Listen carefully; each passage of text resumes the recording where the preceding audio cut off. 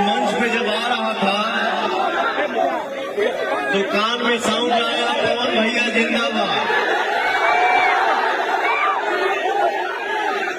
But मेरे दिल में एक ही बात है, मेरे भाई सब जिंदाबाद।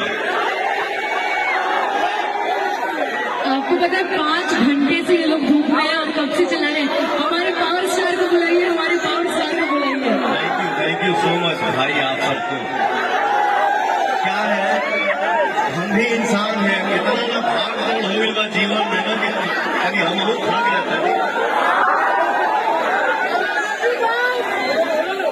आज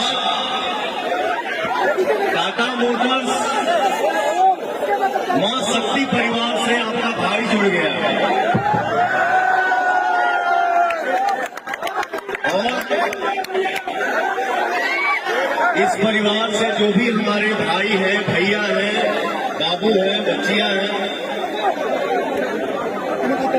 आप सभी को दिल से धन्यवाद कि आप लोगों ने मुझे आज यहाँ सम्मान दिया। और मैं चाहूंगा कि इस परिवार से आप सभी जुड़ जाए। सर आपके ना मैं पहली बार मिल रही हूँ आपसे, तो मैं भी इतनी एक्साइटेड हूँ, मैं बस दिखा नहीं पा रही हूँ। तो मेरा एक सवाल है और मैं आपसे पूछना चाहती हूँ। सब कहते हैं पावर स्टार है, पावर स्टार है। मैं पावर स्टार से पूछना चाहती हूँ, पावर कहाँ से आता है?